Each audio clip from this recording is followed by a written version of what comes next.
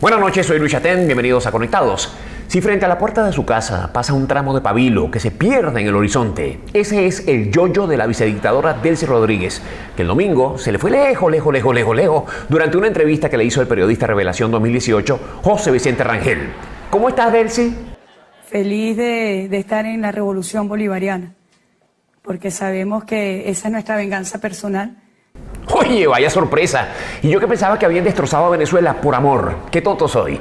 La revolución chavista madurista es una venganza personal. Eso tira al piso la vieja teoría de que su máximo líder habría sido Fidel Castro, cuando en realidad fue el conde de Montecristo. Nadie más vengativo que el conde. No ese conde. Ese conde. Para Delcy, el parapeto revolucionario es una venganza personal. De esa época oscura, donde muchos jóvenes fueron asesinados, torturados, desaparecidos. Como hacen hoy día en los calabozos del helicoide, como hicieron el año pasado durante las protestas de los meses de abril y mayo. Fue la herencia política de una cuarta república no comprometida con el pueblo, donde las élites gobernaban, donde la democracia era solamente un símbolo en palabras. Como hoy día, cuando la Constitución es prácticamente letra muerta, cuando los poderes públicos están secuestrados por un partido político, cuando nuestras Fuerzas Armadas han sido convertidas en instrumento opresor contra su propio pueblo. Y hablando de élites, son estas las mismas que se han rotado en todos los cargos del poder durante los últimos 20 años.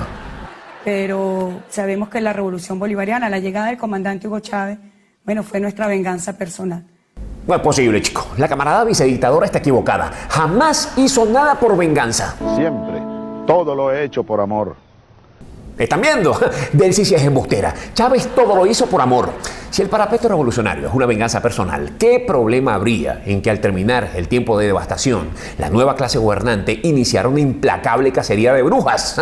¿Con qué argumento contendríamos la venganza de un pueblo maltratado, torturado, asesinado, desterrado de su propia tierra? Porque, según Delcy, fue nuestra venganza personal.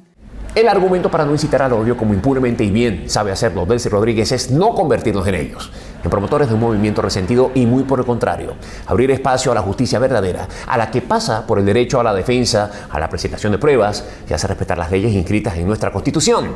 Nuestra venganza personal será no convertirnos en ellos.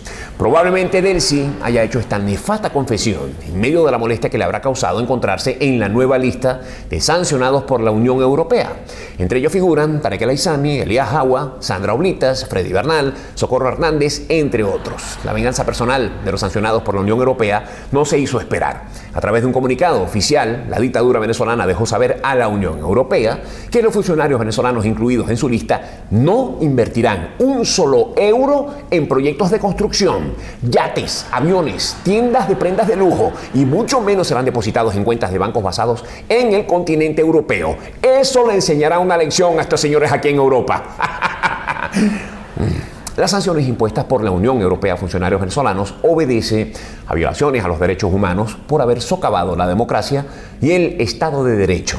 Todo esto pudo evitarse de haber sabido que lo hacían por resentimiento.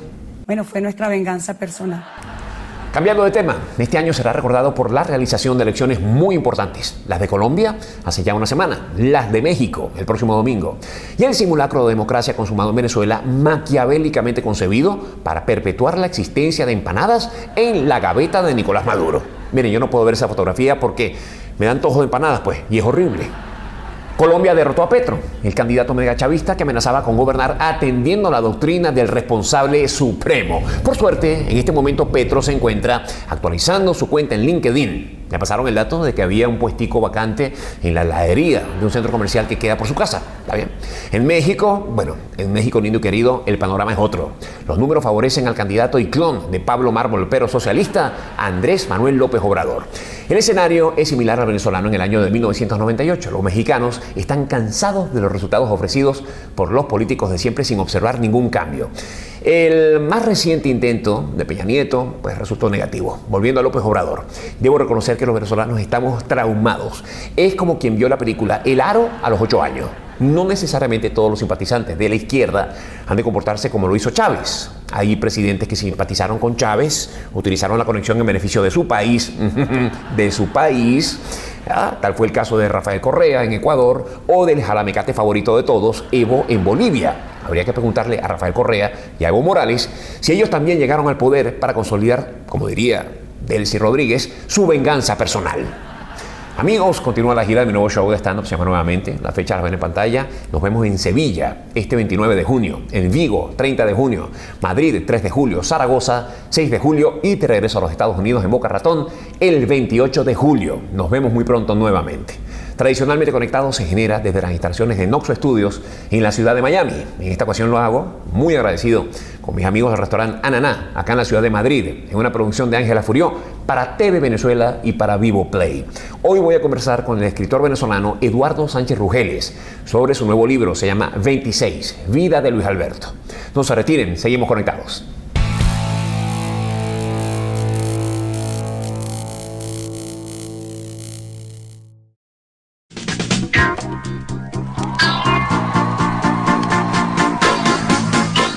Que a mí me ha contado como padre, en el caso de Luis Ignacio, fue enseñarle a ir al baño. Te pueden entender, caramba, hay un momento que las manos se echan a perder de tanta mierda que uno cambia.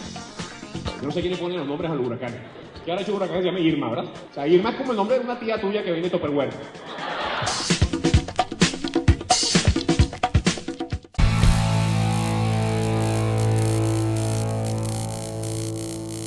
Regresamos conectados, bueno, transmitiendo en la ciudad de Miami, grabando en la ciudad de Miami. Mi invitado de hoy es el escritor Eduardo Sánchez Rugeles. Bienvenido, Eduardo. ¿Qué tal, Luis? ¿Cómo estás? Encantado, encantado. Mira, vamos a conversar de tu más reciente publicación. El título del libro es 26. Me has comentado que el género es una mezcla. Sí, tiene mucho de biografía novelada, pero también hay algo de ensayo, hay testimonio, hay una crónica generacional de los eventos que ocurrieron en Venezuela el año pasado. Y el motivo del libro es como lo sugiere su subtítulo, es la vida de Luis Alberto Machado. 26 viene a ser el título capital, que era la edad que tenía Luis cuando falleció. Luis Alberto fallece el 14 de junio de 2017 en el contexto de las protestas que se estaban dando en Venezuela. No fue asesinado por los agentes gubernamentales, ni la Guardia, ni todo este asunto, pero su accidente sí estuvo condicionado por los sucesos, por las protestas, porque en la autopista Prados del Este hubo un plantón, las personas que iban en la autopista comenzaron a circular en sentido contrario, Luis venía bajando en la moto y colisiona de frente con otro motorizado y fallecen los dos. Eso ocurrió, te repito, el 14 de junio del año pasado. Yo estaba en Madrid, en un concierto de Giordano Di Marzo, en el Teatro Rialto, y al salir recibo un mensaje de una compañera de trabajo en el Colegio San Ignacio, donde yo trabajé durante muchos años y le di clase a Luis Alberto, y ella fue la que me advirtió sobre ese suceso. ¿Qué había ocurrido? Me quedé muy triste, si bien le había perdido la pista durante 10, 11 años, la noticia me sentó muy mal, y escribí una breve reseña, crónica de memorias sobre Luis que publiqué en mi página web. Eso fue la madrugada del 14 al 15. Me olvidé y pasado un mes, más o menos, recibo una llamada a la medianoche de Mayra Valdés, la mamá de Luis Alberto, a quien yo no conocía, diciéndome: mira, leí tu crónica, muchas gracias, tengo un proyecto, tengo una idea, desde que murió mi hijo no he dejado de pensar en la idea de escribir un libro dedicado a la memoria de mi hijo, lo he intentado, no lo he logrado, y como tú le diste clase y escribiste lo que escribiste, quiero que lo hagas tú. Eso fue comenzando el verano del año pasado, julio, agosto. Yo salía de vacaciones a los 2 días. No entendí muy bien lo que ella me planteó. Yo pensé que quería una asesoría. La cosa quedó como en el aire. Y no fue sino hasta regresar del verano, cuando hablé con ella y me dijo: no, mira, en serio, quiero hacer el libro, quiero que tú lo hagas. Me tomé como un momento así para reflexionar, comencé un poco a googlear el caso, a documentarme sobre lo que había ocurrido, a recopilar testimonios sobre lo que había sido Luis durante esos años. Y en una última conversación le dije con ella: de acuerdo, vamos a hacerlo, pero no quiero hablar solo de Luis. Quiero utilizar a Luis como puente para hacer una reflexión generacional sobre la juventud venezolana que le ha tocado padecer todo este calvario. De ahí el título creo que gana mucho, porque al hablar de 26 como edad, es una visión panorámica de toda esa juventud que particularmente el año pasado le tocó vivir cosas tan terribles como lo que fueron los... Claro. Esta lucha de calle y además la emigración y la división de la familia, porque no todos se han ido. Ahora te pregunto, ¿a qué edad le diste clases a Luis? Yo le di clases a Luis cuando él tenía 16, 17 años en cuarto año de bachillerato, historia del arte, historia de la cultura, que era lo que yo trabajaba en humanidades en el colegio. Desde entonces, honestamente, no le había perdido la pista.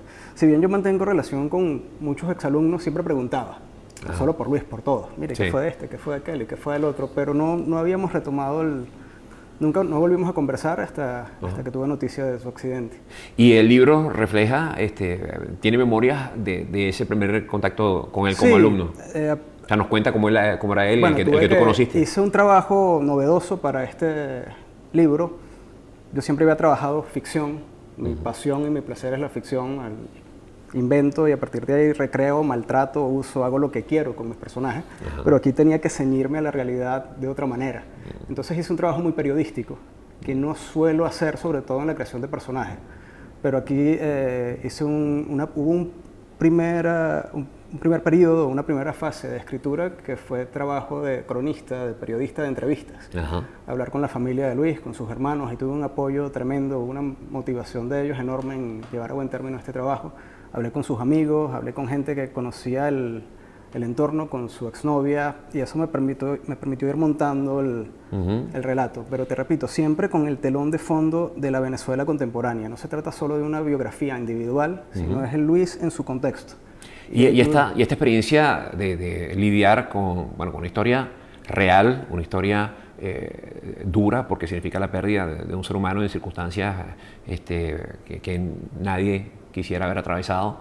Para ti como escritor, ¿cómo fue esa vivencia? A diferencia de cuando estás trabajando una ficción. Hubo dos situaciones emocionales, por llamarlo de alguna manera. Efectivamente, pareciera que el relato fuese a ser muy triste, muy amargo, muy melancólico, y lo es, en una medida lo es. La paradoja está en que el temperamento de Luis Alberto Machado, su forma de ser, era tan carismática, tan vivaz y tan alegre, que le da un equilibrio al relato, a ese fondo trágico cada vez que él interviene como personaje, que era un tipo muy de frases, muy chistoso, un tipo de esta gente feliz. Era una persona sumamente feliz, y esa felicidad permite que el texto no resulte tan oscuro. Eso por una parte. Por otra, sí hubo un desgaste emocional tremendo, porque para hacer este trabajo necesitaba encontrar el tono, el mood, y me enfrenté a mucha literatura de elegíaca. Comencé a revisar desde clásicos como las coplas a la muerte de su padre de Jorge Manrique, literatura de muerte, de duelo, y ahí inevitablemente como autor, como artista, sientes unos desajustes que te llevan al fondo psicológico, así te quedas un poco triste, un momento muy melancólico, pero creo que logré equilibrarlo, también rescatando esa personalidad de Luis. En esa búsqueda descubrí libros tan hermosos como dolorosos, y vale la pena citar acá el de la periodista venezolana Alba Rodríguez, llamado Duelo. Es un libro contundente, demoledor, referido a una experiencia personal del fallecimiento de su hijo. El libro de también el periodista venezolano Domenico Chape, Contra la desolación, tiene también ese componente trágico que te mueve, inevitablemente te sacude emocionalmente, por más equilibrado que tú parezcas. Son libros que te sacuden. Piedad Bonet, Lo que no tiene nombre, el poemario Elegía de Mary Jo Banks, me parece que se llama la autora, ahora se me escapa un poco el apellido. Y Di su nombre, Francisco Gottman, novelas o relatos testimoniales que hablan sobre la muerte. Y eso, toda esa lectura, todo ese aprendizaje, traté de proyectarlo en este trabajo. Y para las personas que puedan estar escuchando esta colección de horas tan importantes, en medio de lo difícil que es enfrentar el día a día para el venezolano dentro del país, fuera del país, todos tenemos alguna relación, alguna memoria inmediata con los sucesos del año pasado donde asesinaron a tantas personas. Oye, puede que haya personas que digan, Dios mío, o sea, leer algo que me toca una fibra, un momento tan doloroso, hay gente que quiera, como sabes, poner la cabeza en otra cosa. ¿Cómo podrías tú invitar a quienes tenemos tan cerca una historia como la que estás publicando? O sea, ¿hay alguna disposición a que nos pongamos en marcha hacia algo positivo a partir de esta historia? ¿Cómo recomendarías tú a quien está dolido por situaciones similares, o simplemente pues compartimos el dolor de la familia y la experiencia como venezolanos en lo que ha pasado con tu libro? Yo como proyecto personal y estético y nacional, sin perder de vista mi venezolanidad, tengo una cruzada contra el olvido.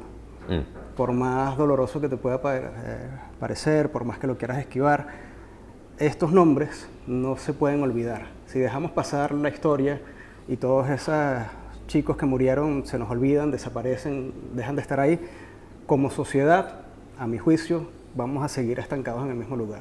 Necesitamos hacer memoria de lo que nos pasó, dejar registro de nuestra tragedia y me sumo a ese proyecto trabajando este tipo de memoria. Hay nombres, chicos que se sacrificaron el año pasado que sería más triste olvidarlos que no querer acercarnos a su situación emocional porque nos va a mover, a entristecer, a ponernos melancólicos. Creo que es necesario dejar constancia de lo que ocurrió y para eso los que nos dedicamos a esto de las letras, creo que tenemos una responsabilidad en ese sentido. Y ahora estamos conectados.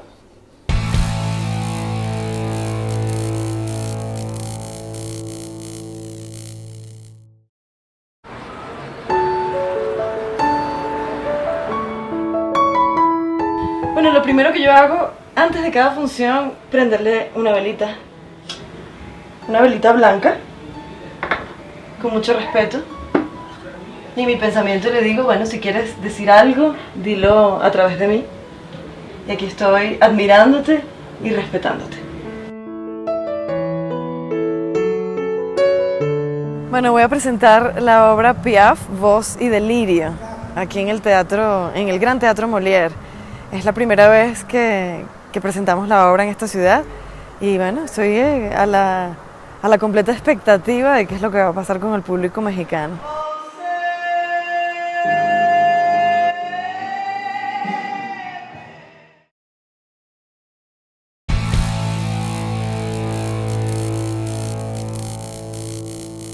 Regresamos conectados. Mi entrevistado de hoy es Eduardo Sánchez Rugeles, autor del libro 26.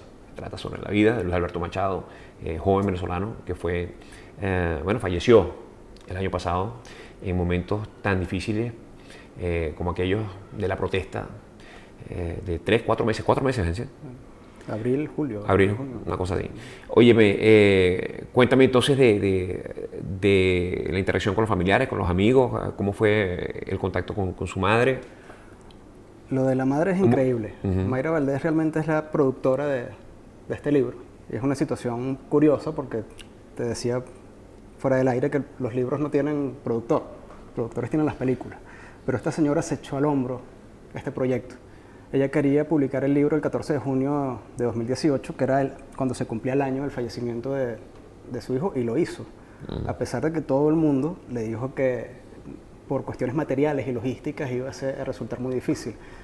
Con mi experiencia como autor literario publicado en Venezuela, sé lo cuesta arriba que resulta para las editoriales, las imprentas, las librerías, planificar publicaciones dentro de 3, 4, 6 meses. Y también tuve mis reservas, lo reconozco, pero traté de alentarla siempre, a decirle que lo íbamos a lograr. Ella me dijo, tú encárgate de la parte creativa, deja en mis manos lo otro. Y todos los retos que Mayra se propuso los consiguió. Ella tiene este temperamento religioso, valdría la pena decirlo así, que ella tenía la convicción de que Luis Alberto la guiaba, y resulta, te repito, muy llamativo, muy curioso que efectivamente todo lo que ella quiso lograr lo obtuvo. Ella en algún momento me dijo en diciembre que ella quería que el libro fuera prologado por Lorenzo Mendoza, cuando la rumorología en torno a una posible candidatura de Lorenzo Mendoza estaba así en el aire, todo el mundo hablaba de eso. Todo el mundo hablaba de aquello. Y los que estábamos cerca de ella en ese momento le dijimos, no, eso no va a ser posible, esta señora está pendiente de otros asuntos, no, que lo voy a lograr. Pedí una reunión con él. Y no fue como hasta abril, ya con el material cerrado, ella insistía, su hija, yo le decía... ¿Ella conocía a Lorenzo? Lorenzo había conocido a Luis Alberto, porque Luis había estudiado con uno de sus hijos. Y por ahí había un contacto, pero logró reunirse con él y lo entusiasmó, lo convenció, le mostró el prólogo, se mostró súper interesado. Y sí, conseguí. ¿El planteamiento del prólogo de Lorenzo fue idea tuya o fue idea de la mamá de Luis? Fue de Mayra Valdés. Cuando observas el trabajo completo, la obra completa, sientes que hay una O sea, está bien compenetrado el prólogo con la historia, con tu trabajo. Sí, aquí se dieron varias coincidencias fortuitas, que es que cuando yo recibo la invitación de Mayra Valdés para hacer este libro, acababa de terminar de leer la novela De vidas ajenas, de Emmanuel Carrère. Emmanuel Carrère es un autor ya célebre al que yo llegué tarde. Siempre había tenido como la curiosidad de leerlo, pero no lo había leído hasta hace poco y para mí fue revelador. Es un autor de estos bisagra que si te dedicas al oficio de las letras, una vez que lo lees, no puedes trabajar de la misma manera. Y él tiene un estilo muy... de esto que llaman autoficción. Él nunca sale de la trama, si bien cuenta unas historias sobre terceros, personajes de ficción o personajes reales, siempre está ahí como testigo. Y para mí fue una clave estilística que me permitió contar la historia de Luis Alberto Machado, porque el situarme como testigo me facilitó exponer las conversaciones con la hermana, con la exnovia, con los padres, porque yo tengo un padre biológico, un padrastro, al final con Mayra. Entonces son ellos los que me cuentan cosas, me cuentan las cosas y así lo digo en el libro. Me reuní con Mayra en el Café del Corte Inglés en Madrid y me contó esto. No me dedico a contar una historia objetiva en la que son personajes, en la que estoy como en una posición omnisciente y relato cosas con las que no tengo que ver. Siempre estoy como autor presente a lo largo del relato. Incluso el libro abre con la frase: una medianoche de agosto recibí la llamada de Mayra Valdés diciéndome quiero que hagas un libro sobre esto. Entonces esa clave que tomé prestado un poco del estilo de Carrère me permitió articular el libro de una manera muy orgánica. Creo que el prólogo de Lorenzo, con ese tono intimista, familiar también, que te refería anteriormente, se acopla también perfectamente al libro, y el libro tiene una estructura en la que hago en principio como una descripción de los sucesos del 14 de junio, sin entrar en detalles, sin convertirlo en algo morboso, sino simplemente describir en qué lugar estaba cada uno de mis protagonistas en el momento del suceso, y luego paso a una conversación con la exnovia, en la que vamos a ver a Luis pareja, luego paso una conversación con los hermanos, María Alesia y Gustavo Machado, vamos a ver ese Luis filial de casa en la relación con los hermanos, otro capítulo con los amigos, el capítulo con su padre biológico y su padrastro, y cierro con Mayra como madre, y eso le da me hizo tener una visión de conjunto que creo que le da al Y cuando tú libro... dices que tú quieres trasladar, que esta obra no se quede en la experiencia de Luis, sino trasladarla a Venezuela, ¿en qué forma estás dibujando a Venezuela cuando nos llevas de paseo por las distintas tipos de relaciones que tenía Luis? Porque no son relaciones que le hayan ocurrido solo a Luis Machado, son experiencias de vida con las que cualquier persona se puede sentir identificado, puede sentir empatía. Por ejemplo, en el capítulo que le dedico a la relación de pareja de Luis con Daniela, desde el punto de vista autoral me pregunto sobre lo difícil que debe ser enamorarse en la Venezuela contemporánea, sobre los horarios de amor, las zonas de confort, los procesos de cortejo, si es de noche ya esto ha cambiado. Entonces exploro un poco, me hago preguntas sobre las dinámicas amatorias de estos tiempos, comparándolas con las dinámicas de mi generación, donde hay un poquito más de flexibilidad. Claro. Igualmente... Bueno, y los mismos sueños de pareja, de futuro, qué claro, hacer, sí, cuando nos juntemos, nuestros hijos, será aquí, será afuera. Eso no... Las mismas amistades del propio Luis que probablemente habían emigrado. Eso también lo abordo en el capítulo referido a sus amigos. La mayoría de sus amigos están fuera. ¿Él consideraba hacerlo? ¿Sabes si eso era así? No. Él pensaba quedarse en el país. Él quería quedarse en Venezuela. Sí, un chamo que no tenía... No está en sus planes. Salir del país. Igualmente cuando hablo de los padres, y somos testigos de cómo su situación profesional se vino un poco a menos. El país como contexto no deja de estar presente en esta biografía, y eso es un valor con el que me sentía a gusto y que sentía que era necesario hablar de eso. No se retiene, ya regresamos a Conectados.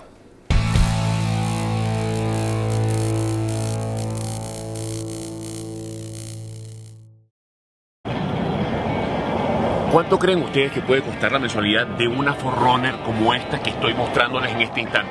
¿Cuánto creen? ¿Cuánto creen? Uf, esto está caliente, me estoy quemando. Vamos a darle tiempo a ver si adivinan, a ver si adivinan, a ver si adivinan, a ver si adivinan. La mensualidad de una Forerunner aquí en Sauday Toyota, ¿cuánto? $468 mensuales, ¿cómo supieron? Ah, claro, vieron la promo anterior de Sauday.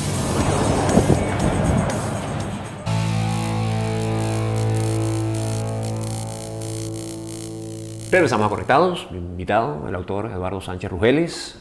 Estamos hablando sobre su más reciente libro, se llama 26 y trata sobre, bueno, la vida reciente, ¿no? Previo al fallecimiento y el fallecimiento de Luis Alberto Machado, joven de 26 años. ¿Qué sentimiento te produjo a ti las consecuencias o en qué fue a parar todas estas protestas tan arduas, de tanto riesgo que hubo en Venezuela? O sea, todo lo que ha transcurrido luego después y cómo estas vidas, bueno, se fueron, y como tú bien dices, hay que rescatar sus testimonios y dejar, hay que contar estas historias una y mil veces para que pues, nos lleven a algo mejor. Yo tengo la convicción de que en un futuro cercano, 2017 va a ser una efeméride nacional. Es un momento que requiere de registro literario, de memoria, de nombrar a calles, lugares, de darle a la memoria una presencia en nuestra historia contemporánea. Si estos gobiernos populistas celebran cualquier escaramuza en la que fracasaron, pero pasado el tiempo la convierten en una... acto nacional, sí, día festivo. No, aquí nosotros sí tenemos un argumento, como nación, como sociedad, tenemos un argumento racional y emocional para sacar de ahí un valor, un ejemplo. Todos estos muchachos que salieron a protestar, yo creo que a mi generación nos enseñaron mucho. No sé si en esas circunstancias hubiese tenido el coraje de ponerme en una primera línea de fuego, enfrentar a una Guardia Nacional armada hasta los dientes y demás. Cuando escuchas argumentos oficialistas como que estos muchachos salieron a las calles obedeciendo un guión enviado por el imperio, por la CIA. Eso es ofensivo y degenerado.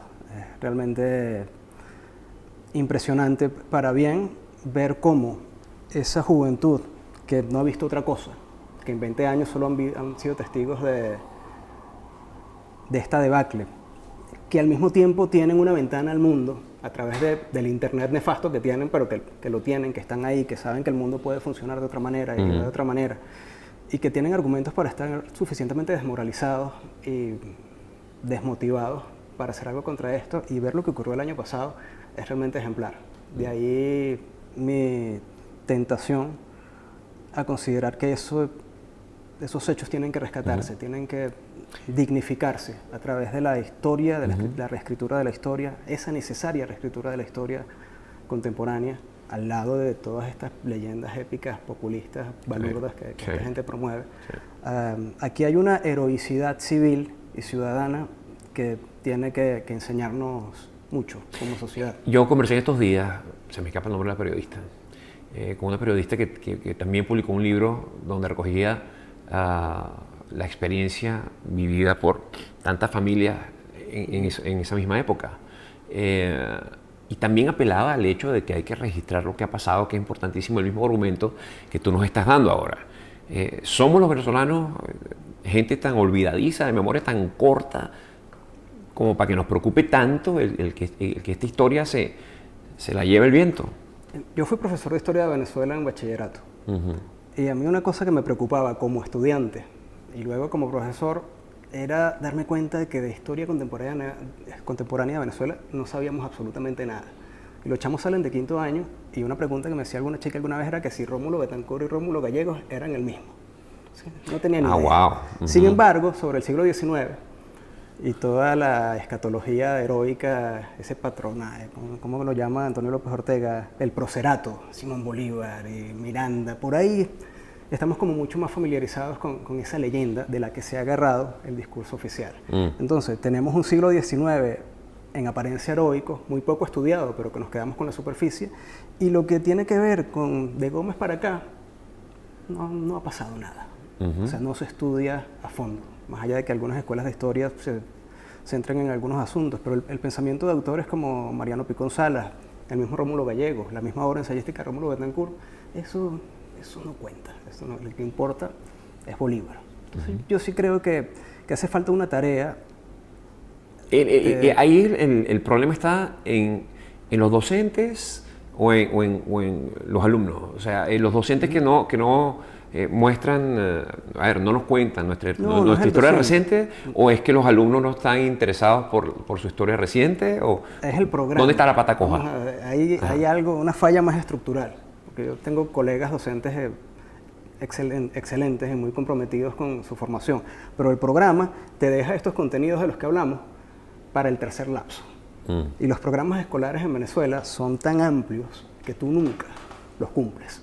Entonces, cuando llegas al tercer lapso, Uf, espérate, a ver, eso es horrible, eso que acabas de decir. Son tan amplios que nunca los cuerpos porque no hay los puedes tiempo para cumplir, cubrir. No tienes tiempo para... Son de una ambición desmesurada y de una... Son bellísimos, son muy bonitos. En un año tú vas a estudiarlo todo. Mentira, cuando llegas al tercer lapso, que se supone que tienes que ir por Carlos Andrés Pérez, vas por Cipriano Castro. Entonces, el chamo termina el año escolar y tú no tuviste tiempo de cumplir con esos objetivos que el programa dice que debes cumplir. Y por supuesto, ahí se generan muchas lagunas, muchos olvidos, hay muchas cosas que quedan en el aire y para entender nuestra historia contemporánea hay que pasar por el proceso político del siglo XX, necesariamente, y lo desconocemos. Hay mucha desinformación. Acción Democrática está satanizada como partido político, porque solo se tiene como una memoria reciente de ese discurso oficial que nos vendió este partido, el partido que conocemos en los años 90. El punto fijismo, la Pero Cuarta no República. hablamos de la Acción Democrática de su momento fundacional, de Andrés Eloy Blanco, de Rómulo Gallegos, de todo el legado de Rómulo Betancourt, de cómo se retira un hombre político como Rómulo Betancourt de la política para dejar paso a la pluralidad y demás. Hay tanto. ¿Cómo crees tú que va a ahí. recoger la historia de Venezuela, el paso de Nicolás Maduro por la presidencia? Yo creo que hay que recogerlo y dar testimonio. Y este señor debe tener su cuadro en el Palacio de Gobierno. Nosotros tenemos que saber que esto pasó, esto ocurrió. Porque creo que sería un grave error borrar esto. Pues fue tan terrible y fue tan malo que no vamos a tener en nuestra galería de presidentes a Chávez y a Maduro, olvidemos de esto. Tú como historiador, como estudiante de la historia, ¿veías razonable, o sea, entiendes que hayamos llegado a un personaje como Nicolás Maduro? ¿O después de Hugo Chávez lo predecible era que pasáramos a otro tipo de liderazgo? Es realmente alarmante y dada la historia reciente de Venezuela, es terrible pensar que puede haber algo peor que Maduro. Porque yo recuerdo cuando Chávez era inmortal, uno conversaba sobre la situación política y demás, y en ese momento, hace unos 10 años, se consideraba que no se podía estar peor. Que peor que lo que estábamos viviendo con Chávez era imposible. Así como se pensaba en los años 90 que lo que se estaba viviendo con el bipartidismo y con la Acción Democrática y demás era una cosa horrible y había que apostar por este señor que tenía unas ideas más o menos interesantes. A mí me preocupa imaginar que se pueda estar como sociedad peor que con Maduro. Y que en algún momento alguien pueda decir, bueno, por lo menos con Maduro, tal cosa. Que uno lo hace ahora con Chávez. Sí, ¿no? claro. Uno dice, oye, pero Chávez Sí. te daba cierto margen de maniobra. Entonces hay un elemento ahí idiosincrático que Qué locura. me alarma un poco. Y en tu opinión, ¿qué opinión te merece la forma en que se han comportado las Fuerzas Armadas Nacionales? Yo soy antimilitarista totalmente. Me resulta asqueroso, no tengo otra palabra, un uniforme, no les tengo el más mínimo aprecio. Siempre rescato una cita de Albert Einstein en Mi visión del mundo, donde él dice que los militares son individuos a los que se les ha dado cerebro por error, que les basta con la médula espinal. Caramba. Eso lo dice Einstein y sí, es una opinión más Súper peyorativo. visceral y emocional que racional, Claro. pero está justificada por todo este proceso político deteriorado, probablemente pasado el tiempo. Si conozco a algún militar, seré educado y amable y procuraré darle la mano. Pero después de toda esta Te genera debacle y rechazo, todo claro. esto, sí, la reacción es visceral, ¿no? Y ahora estamos conectados.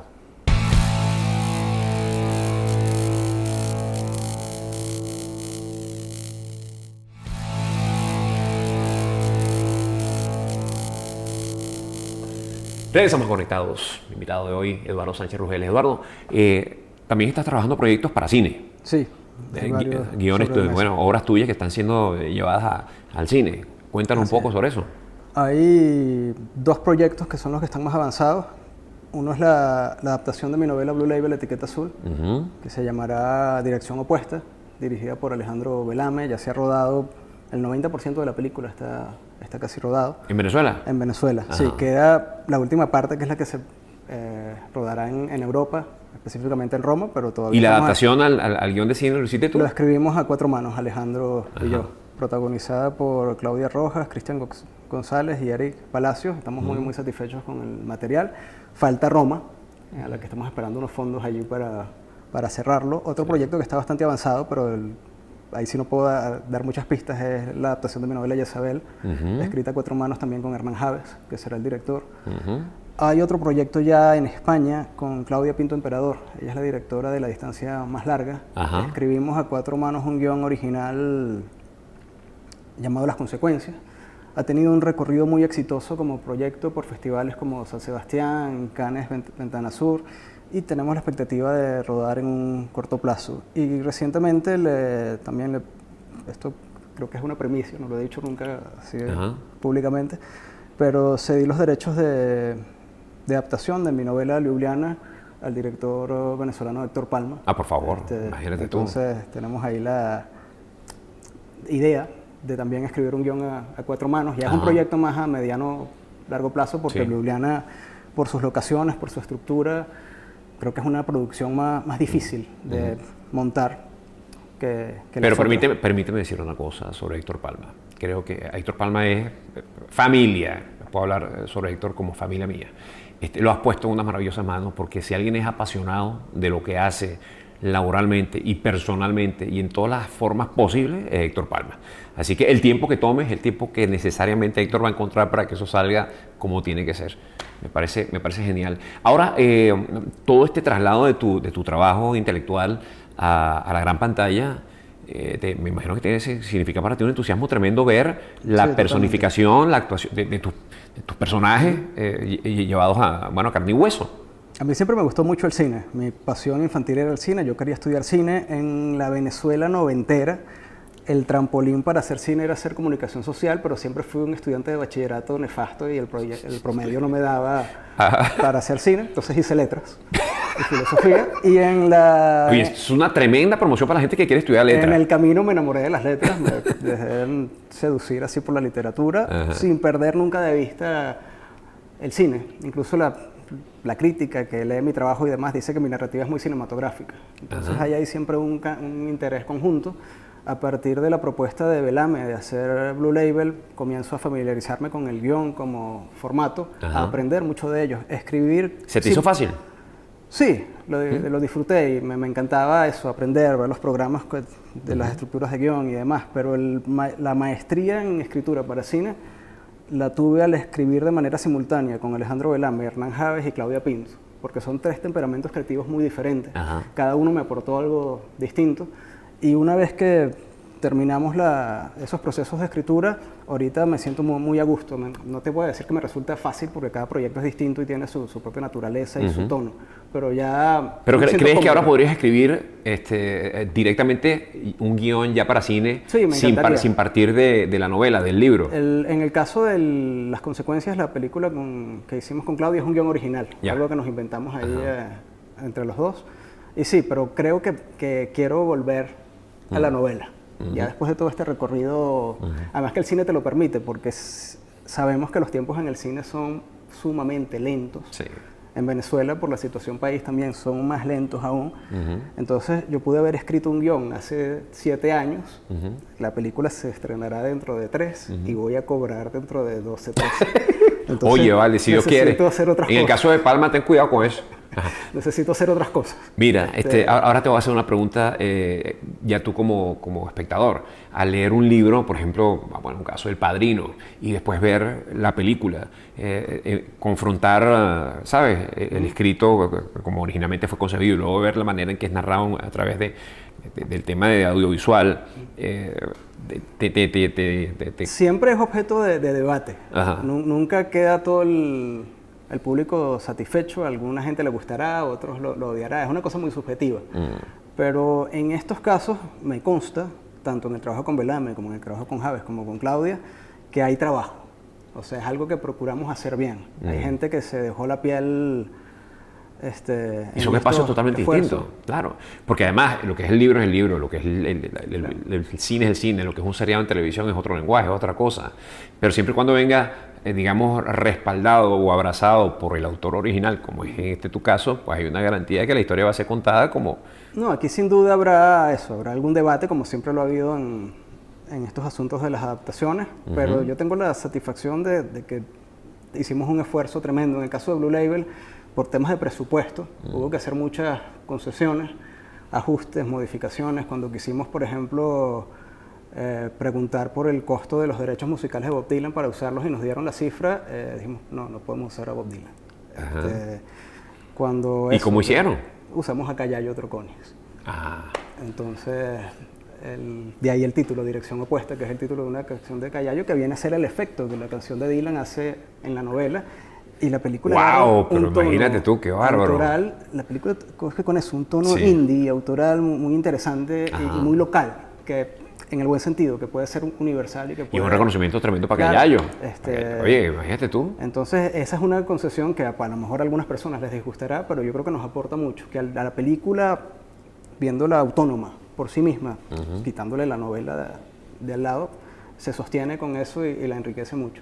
Hernán es un tipazo, además. Primero un súper director y luego es un tipo muy de vanguardia. Con Hernán estoy haciendo Jezabel. Sí, Hernán es un tipazo. Y Alejandro Velame, yo trabajé con Alejandro en su película El Tinte de la Fama. De hecho, pocas personas recuerdan la película. Lo que más recuerdan es mi participación. Muy a rabiar de... Elisa Gil, por el amor de Dios. Hoy ha sido un gusto conversar contigo, Eduardo. ¿Cuánto tiempo tienes ya en España? 11 años hago este año. ¿Y has ido y vuelto a Venezuela? En los primeros 7, 8 años sí, iba una vez al año, pero después fui padre y ya se me complicó. ¿Y el tema migratorio en este país, en España, te inspira a escribir?